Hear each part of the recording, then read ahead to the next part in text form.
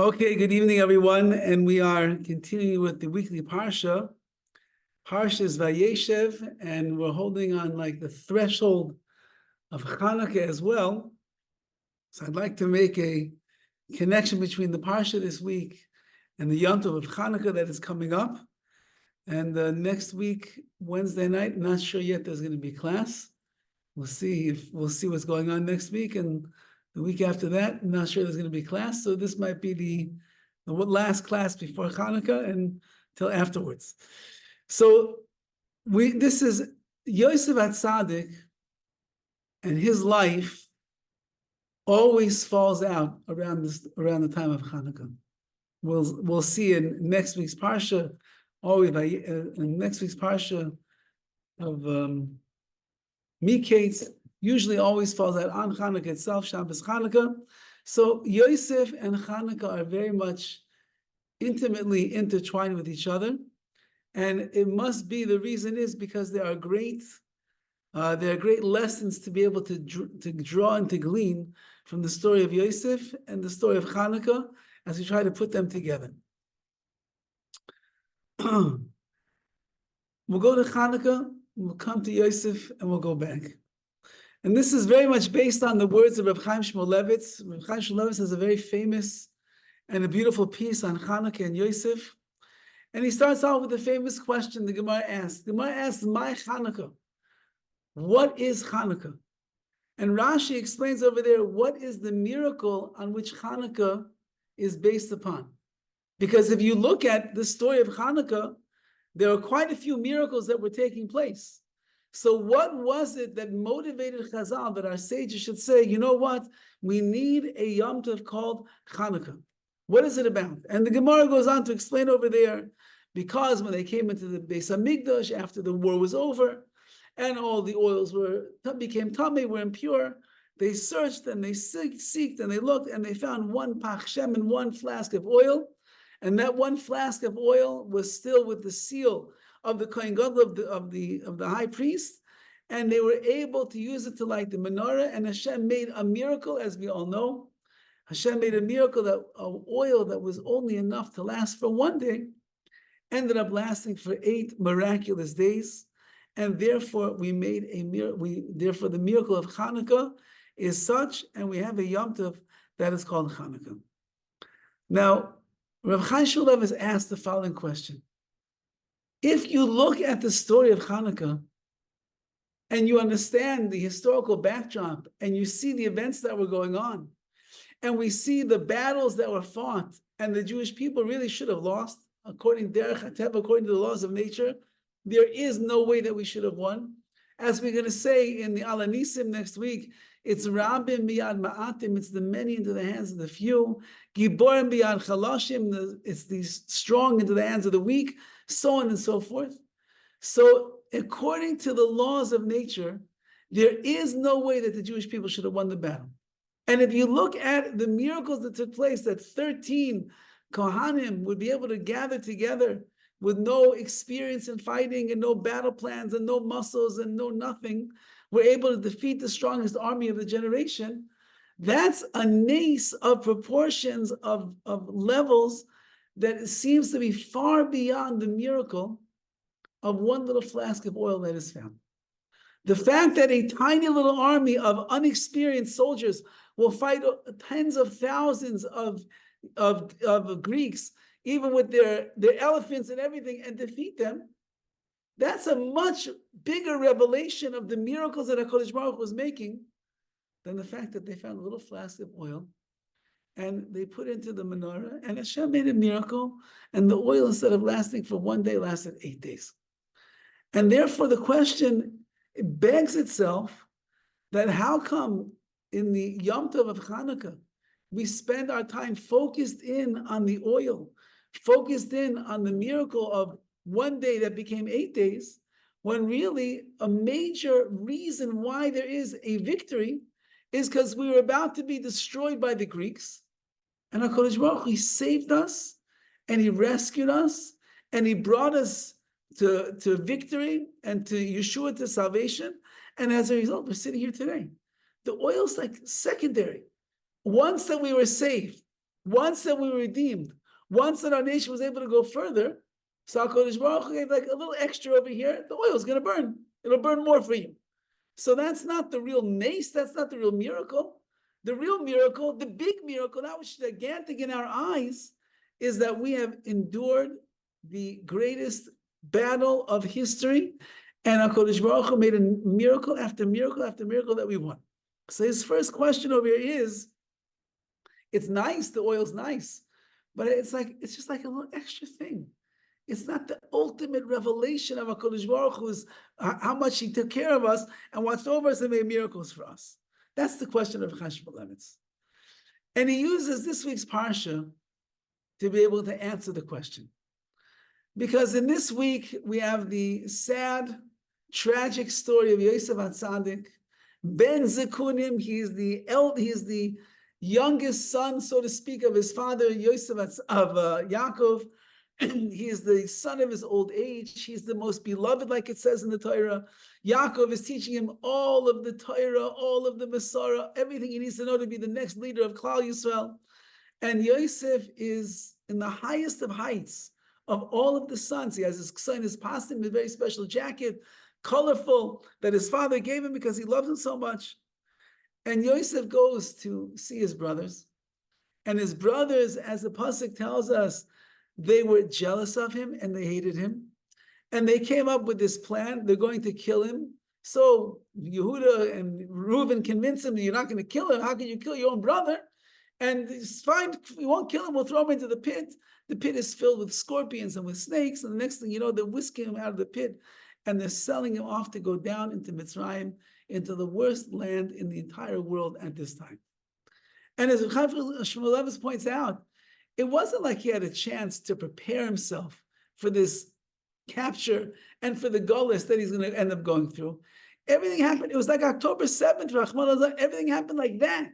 He's walking into his brother's terrain. He's minding his own business. He's coming in just to check up and see how things are going. And next thing he knows, boom, he gets taken, he gets thrown into a pit, and his whole life changes in an instant. How does a person begin to think in such a way? How does a person begin to look at their life in such a way? How does a person begin to think about HaKadosh Baruch Hu when life is crashing down on them like that? How are they going to think? So the Torah tells us, there was a caravan of Yishmaelim, Arabs.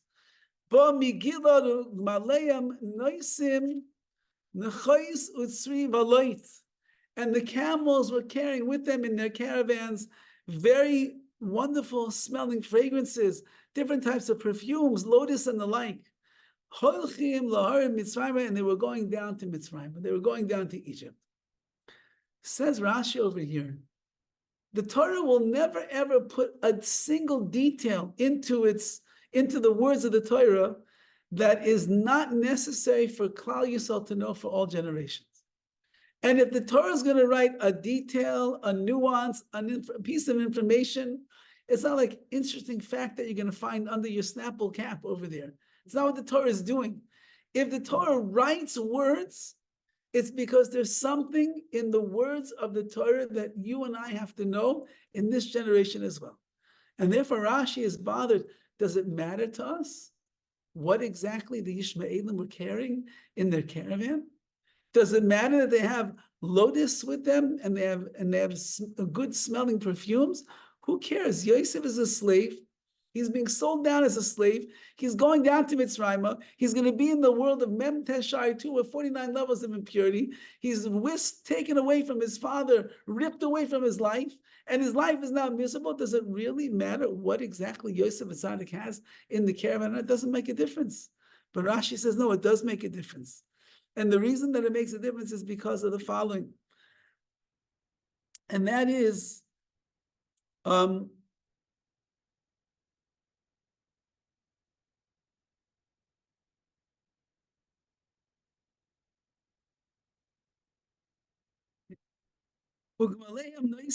camels were holding on, they were carrying these perfumes. Lama pirsam akasev masam. Why does the verse have to tell us what they were carrying? tzaddikim to teach us the great reward of tzaddikim. Shein darkon shal arviim loses eleneft v'itron sherechen ra. Normally, the Arabs, when they carry their wares, they have neft, they have like gasoline and things that smell very foul. Ulezen is damnu b'samim. And that's why HaKadosh Baruch Hu made a nace over here, that for once in their life they're carrying something that smells good. Shelo yuzak mireach ra, that Yosef would not be bothered by the stench of the bad things that are normally on their caravan. Instead, he gave them perfume, so Yosef would not have to bother and smell something bad, he'll smell something good. As for Chaim Shmulevitz, so what? Your life is ruined. You are ripped away from your father. You're going down to Egypt. You're going to be in a gullus, in an exile. So who cares what it smells like in that caravan? Whether it stinks or whether it smells good, who really cares? It doesn't make a difference to Yosef. Says Chaim Shmulevitz, it makes all of the difference in the world. Because Yosef, at this moment in his life, easily could have decided, what in the world does HaKadosh Baruch Hu want from me? What is HaKadosh Baruch Hu asking me? I'm Yosef HaTzadik, and you just destroyed my entire life. What's it all worth? And he's afraid that Yosef HaTzadik will be misyayish, is about to give up on his lot in life because Hashem has dealt him such a hard hand.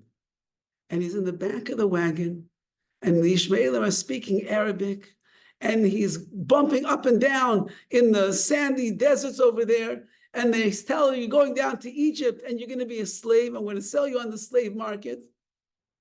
And he's thinking to himself, what does HaKadosh Baruch Hu want from me? What's going on over here? How could this be happening to me? Maybe Hashem forgot about me. Maybe he left me alone. Maybe I'm finished. And then he takes a deep breath. He says, wow, that's so strange. I know the Arabs. They always have foul-smelling things that they're carrying. I know that. Why is there perfume? Why does it smell so good? Must be Hashem. It must be that in my darkness, in my stench, in my hardship, in the gullus, in the exile that I'm going into, it must be that HaKadosh Baruch Hu is with me right now. And Hashem is sending me a message. And the message that HaKadosh Baruch Hu is sending me is, Yosef HaTzadik, never think for a moment that you are alone. Some of the Mefarshim actually learn over here. How is it possible that the brothers, Shiftei Kal, the 12 tribes, the most biggest tzaddikim in the world, in the history of the world, how is it possible that they thought about killing their brother? And then in the end, they throw him into a pit, and they rip up his clothing, and they sell him down as a slave, and then they go lie to their father and say, we don't know what happened to Yosef. Tati, you recognize his coat? Where did Yosef go? How in the world could the brothers do such a thing? Could you imagine a brother in the world today, any from family, that a brother would take his brother and try to kill him? Throw him into a pit and sell him off as a slave somewhere else? Who would do such a thing? And these are 12 of the greatest tzaddikim in the history of the world. How could they have done that? So some of the Mefarshim learn. You see from this whole story that there are times in life where HaKadosh Baruch Hu suspends the bechira of an individual because he has a mission and a plan that must get done. Yosef has to go down to Mitzrayim. And the only way it's going to work if he's going down there as an Eved, as a slave. But how is Yosef going to be a slave? He's Ben Zekunim. He's his father's beloved. He's the most treasured of all the sons. How is he going to go down to Mitzrayim as a slave and suddenly build himself up from there? Only one way. If the brothers will turn on him and they will ruin his life and they will throw him into Egypt and he will end up becoming a slave, that's the only way it's going to work. HaKadosh Baruch Hu suspended Bechira in order to send him down in such a way. So Yosef is looking and seeing what in the world is going on. And Hashem says, don't worry. Don't think for 1 second that it's not me. Don't think for 1 second that I'm not with you. Don't think that I'm not holding your hand and walking you and guiding you every single step of the way. Says HaKadosh Baruch Hu, it's all me. And therefore he writes these very famous words. V'alpi mahalech zeh shepa'amim shekol tachlis hanes hu gili haras panim neshika me'HaKadosh Baruch Hu. The miracle of HaKadosh Baruch Hu sending the fragrance and the oils down to Mitzrayim with him was to reveal his countenance to Yosef HaTzadik. It is like a kiss from the Rebbeinu Shalom that he's saying to Yosef, I am here with you. You are not by yourself. There's a very powerful Hanukkah story that I heard recently about the community of Eisenstadt, which was one of the communities that was destroyed during World War II. But they had a very interesting minhag in this shul during Hanukkah.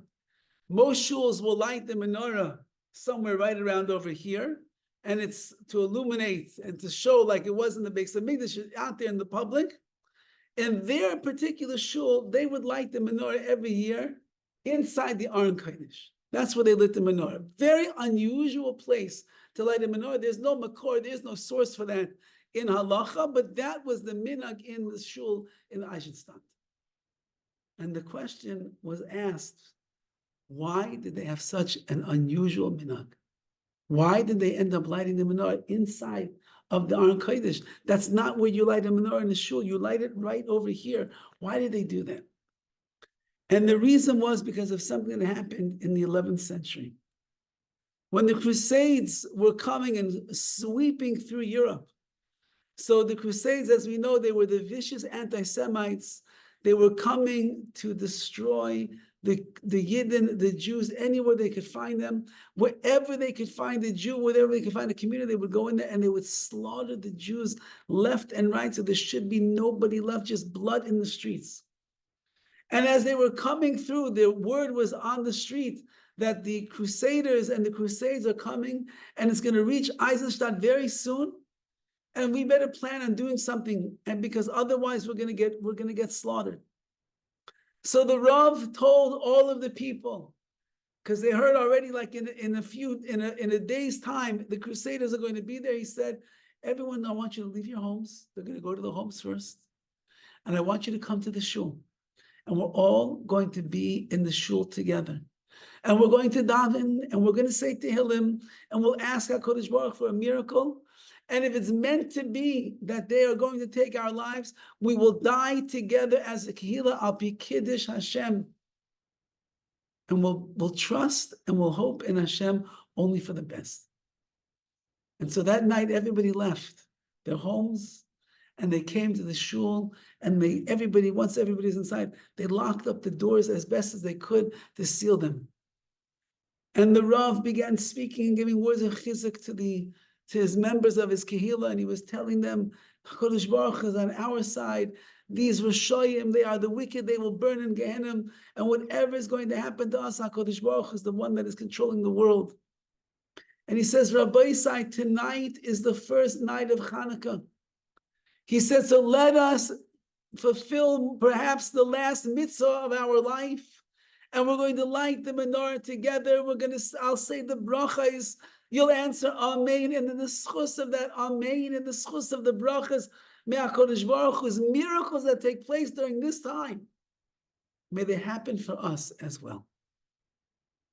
And so he turned to the Shamish, and he said, dear Shamish, in the back of the Aron Kodesh is the menorah that was part of the shul from the very beginning of this shul's existence. Please do me a favor, take out the menorah, and that is the menorah that we are going to light. The menorah that was with the shul from the time that it was built. And the Shamash opens up the Aron Kodesh, and the menorah is not like sitting in the front or on the side, it's all the way in the back of the Aron Kodesh. And the Shamash reaches in and he tries pulling out the menorah, but it's like nailed into the base of the Aron Kodesh, of the shelf. And he's pulling, and he can't get it out. He's pulling, he can't get it out. Suddenly he gives it a big yank. And as he pulls it, it moves from its place. And suddenly the Aron Kodesh moves to the side.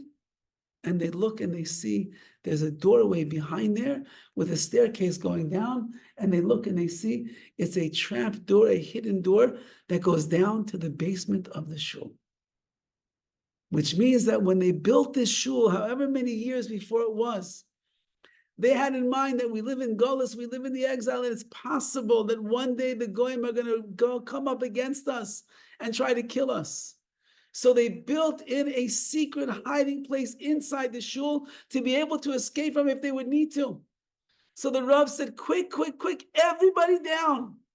And they ran down the staircase, and then they pulled the menorah back, and the Aron Kodesh slid back into place, and the doors were closed, and it looked like a regular Aron Kodesh. And the Rav said, stay down here and be quiet. Suddenly they could hear the crusaders coming in, screaming and yelling and banging on the doors of the shul, smashing the glass, furious and fuming. And they come into the shul, they could hear their feet on top of the basement, looking, where are the Yidden, where are the Yidden, where are the Jews? And it goes on like this for some time. And the Rav told them, just shh. And they stayed in the basement. Not one day, not 2 days, 3 days, until they were sure there was no more noise. And at that time, they knew the Crusaders were on a mission to go from town to town. They would no longer be there. They went up, and they saw, in fact, the shul was destroyed, but the Crusaders were gone, and their lives were saved. HaKadosh Baruch Hu shows how much he loves a person, how much he loves another Jew, when he sends the additional kiss to that person to let them know, I love you so much. And he explains over here the following idea, and that is the miracles of the war, the miracles of the battle. We're Hashem's children. When a child is in trouble, when a child is being chased down by the enemy, if someone's bullying their kid, what does the kid do? I remember once one of my sons, Rabbi, I felt was not treating him in the proper way. So what does a father do when he feels that his son is being mistreated? He calls that Rabbi. He says, we're going to have a what? We're going to have a meeting because it can't go on like this anymore. And then you go down to school, and then the Rebbe says, well, you don't know what your son was doing. He didn't tell you that part, did he? Yeah, but I went to that school. I remember that day, and I told the Rebbe, you never do this again, and you never do that again. And then he says, okay, yeah, let's calm down. Because a father is always going to protect their child if they can. So when the Jewish people were at the battlefront together with the Yavanim, with the Greeks, and we need to win the battle. So the fact that HaKadosh Baruch Hu allowed us to win the battle in such a miraculous way, that itself is not the greatest nace. That's HaKadosh Baruch Hu's obligation to make sure that we survive, that we endure, that we do not get destroyed, and we do not get beaten down by the Greeks. It's miracles what he did. But it's behechich, it's a necessity, it's an obligation that he has. The oil was because Klal Yisrael, when they came back into the Beis Hamikdash, and they saw what was going on, and they saw the destruction of the Greeks, and they had to build and rebuild and make the menorah again. And when they wanted to light it, they said, we want to light the menorah in Tahara with holiness and sanctity and purity. So HaKadosh Baruch Hu said, I'm going to make a nace. There's no oil that's around. You look around, you'll see everything is destroyed. But because that you so badly want the miracle of the oil, you so badly want that there should be oil to be able to light, that's going to be tar, that's going to be pure with the seal of the Kohen Gadol, says HaKadosh Baruch Hu, this is my kiss to you, Klal Yisrael. And I will show you something nobody else saw. The Greeks, who tried their hardest to destroy everything that was pure, they missed one little flask. And that one little flask that you found, that you wanted so badly, which is a miracle flask in and of itself, from something that is miraculous, more miracles will come. And these really are the words of Rav Shlomo Brevda Zatzal when he is talking about this idea. And he brings down over here the famous question. It's the question that is known throughout history as the Kasha of the Beis Yosef.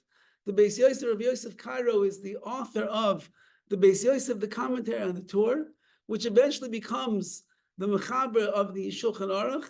And he asked the following question, which you all are familiar with this question. When they found the oil, there was enough oil to last for one day. So if you put the oil into the menorah and you light it, it's going to last for one day. The first day of the oil burning is not a miracle. Oil burns and it's going to last for one day, so it'll last for one day. The fact that it burns for an additional 7 days, in order there would be enough time to get a new batch of pure oil back, those 7 days are the miraculous days of Hanukkah. So Hanukkah is not 8 miraculous days. Hanukkah is really 7 miraculous days. So why are we celebrating Hanukkah for 8 days? That's one more day of latkes and jelly donuts, which we can't afford. So how is it that we have 8? It should only be 7 days. And he says, this is the question that goes back to the Meiri, one of the Rishonim, and he writes like this: the Gamba Yom Rishon Hayanes, the first day was also a miracle. Ki etzem mitzias hapach sheloi nidma, the fact that they found one flask of oil that was not sullied and impurified, Hayanes, that itself is a miracle. That the Jewish people found a flask of oil, that's a miracle in itself. And a flask of oil that was pure, that's a miracle. And then he writes, anything that is miraculous and miracles happen to that thing, then you should know that from there, more miracles are going to come. So the oil which was found miraculously, when they poured it into the menorah, so another miracle, and another miracle, and another miracle. Every single day, HaKadosh Baruch Hu made a miracle with that. Says Rabbi, the Chashmonaim were the ones that activated the miracle. What was their activation? They acted in a way that HaKadosh Baruch Hu found pleasing in his eyes. They were steadfast in their emunah. They were steadfast in their bitachon. They stayed next to the Ribbono Shel Olam. Even though all the Jews were misyavnim, Hellenists, and doing the wrong thing, they said, no, we're not giving in for a second. And we'll fight the battles if we have to. We're small in number. We don't know how to fight a battle. We don't even know how to hold a gun. It's okay. HaKadosh Baruch Hu, we stand behind you. You stand behind us. As a result of that, they were zeicher to the miracle of finding the oil, and finding the oil brought more miracles, and that's the miracle of 7 days, 8 days of Hanukkah, in which we celebrate. Says Rabbi, any Jew that is around in this generation and is still standing steadfast in his amun and his bitachon, and still serves HaKadosh Baruch Hu, and is trying their best to be a Kiddush Hashem, you should know you are the Pach Shemen of this generation. You are the miraculous jug and flask of oil that still has tar, that still has purity in it. And from someone that themselves is a flask of pure oil, that is the miracle that HaKadosh Baruch Hu is looking for, from you, more miracles will come. If you are from the one of the billions of people in this world that says, I'm still committed to you, Hashem, I'm not walking away from you, I'm a Chashmonai, I'm a Maccabee, I'm going to continue to serve in the army of HaKadosh Baruch Hu. So you should never underestimate the koyach, the power that you have inside of you, what you could accomplish and what you could bring to this world. And this is really the story of Hanukkah, and this is the story of Yosef HaTzadik. Yosef was being told by the Ribbono Shel Olam, as difficult as you think that it is, and as harrowing of the experience, and as unbelievable and nonsensical as everything taking place in your life is right now, you should not think for a moment that I am not with you. The Brisker Rav said that after the Holocaust, one of the first things that Klal Yisrael did was they went into Eretz Yisrael, and miraculously they won the 1948 war. And they became a land of Eretz Yisrael that was recognized by the countries of the world. Said the Brisker Rav, the giving of the land of Eretz Yisrael back to Klal Yisrael in such a public way was a kiss from Hashem to show us, don't think that after all has been said and done, with 6 million Jews that were gassed in the chambers and their lives torn asunder, and the Jewish people have to rebuild themselves, don't think for a moment that I wasn't with you. Just as I am showing you with this kiss Eretz Yisrael belongs to you, and the nations of the world have to recognize it. I was with you every step of the way. And this is for Klal Yisrael to remember during the days of Hanukkah. Hanukkah is in the winter. In some, believe it or not, in some place in the world, it's winter outside, and it's dark, and it's cold, and it's snowy, and it's rainy, and it's muddy, and nobody enjoys such, people don't usually enjoy such weather.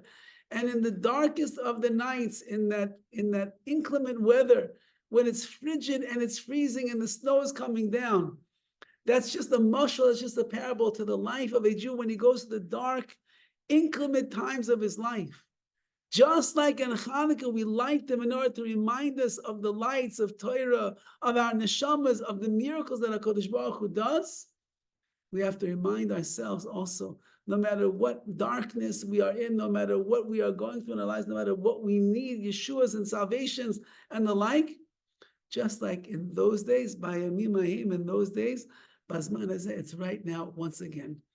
And Hanukkah is a very special time if you could tap in and you could understand what exactly is going on, and you'll see how HaKadosh Baruch Hu wants for a Jew to be able to utilize the times wisely, not only for giving presents and eating latkes and spinning dreidel and eating, some people, they have a minhag on Hanukkah. Every day they have to try a donut from a different bakery. It's part of the celebration of Hanukkah. And then you have to have a taste contest so that by the end of Hanukkah, you can decide which bakery in Los Angeles makes the best donuts. Now, you know that everybody has different taste buds. Some people, for some reason, they like jelly donuts. I don't know why. And some people only like custard. And some people like only chocolate. And some people only like it from that bakery. And some like the old Israeli fashion ones, which are like small and a little bit hard with only a little bit of jelly. And everybody has different taste buds. So at the end of the day, you won't even know which is the best donut. Hanukkah is so much more than that. It is a time for us to be able to explore the miracles that we have in our own lives and the kisses that HaKadosh Baruch Hu is sending our way all of the time. I like to leave off with a story that happened quite some time ago, probably about, I don't know, probably about 10, 12 years ago already, right around this time of the year. My wife and I have very good friends who the husband, unfortunately, one day he wasn't feeling so well, his foot was hurting him. He went to the doctor, and he goes to the doctor, and the doctor does a few tests, puts him in a boot, and he says, "You'll be fine. Don't worry about it. Probably a tendon or something. Take it easy for the next few weeks." He comes back a few weeks later, says, "Doctor, my foot is hurting worse now than it did before." The doctor starts feeling around, bottom of the foot. He feels a little bump. He says, "I don't like the way that feels. I send you to this doctor. I need you to go to some testing, MRIs, whatever. I need you to go to some testing, CAT scans." It turns out this guy is probably about 25 years old at the time, had cancer in his foot. And the doctors took him in and they looked at everything and they told him, "Young man, the goal right now is to save your leg. And the only way to save your leg, we have to amputate the foot." He said, "I'm 25 years old. I have 2 daughters and a wife. Please don't do that." So we don't have a choice. The goal is to save your leg. The only way you can do it is you'll get prosthetic. You'll be okay. He went to some big makubal, some very Kabbalistic rabbi. And the rabbi said to him, "Listen, don't listen to the doctors. Listen to me. I have some segulas, some spiritual tricks, so to speak, that you can do. You do exactly as I tell you. You do not need an amputation. And you tell the doctors not to do amputation. Rather, they should do treatments. They'll do a surgery. They'll take out the cancer that is there. They'll do chemo, whatever they need, but do not." Goes back to the doctors. He said, "I don't want an amputation." They say, "You don't understand." "No, I want the surgery. I'm not doing amputation." Sure enough, he did all these segulas, all the different things, didn't have the amputation, and Baruch Hashem, it was painful. I remember going to visit him in the hospital. It was painful that he was going through beyond belief, excruciating pain, but he got over it, and he went into remission, and he was healthy. And they had two children, 2 daughters at the time. He was a nice Hasidic Yid, and he wanted very, very badly they should have a son. So he asked the doctors one day, like, what's the prognosis about having children? And they said, son, you're alive. You're healthy. You went into remission. You have a wife, you have kids. Be happy with what you have. He said, they said you had so much radiation and so much chemo. You're not having children. Don't worry about it. Just be happy with what you have. But really, they told him, you're not going to have.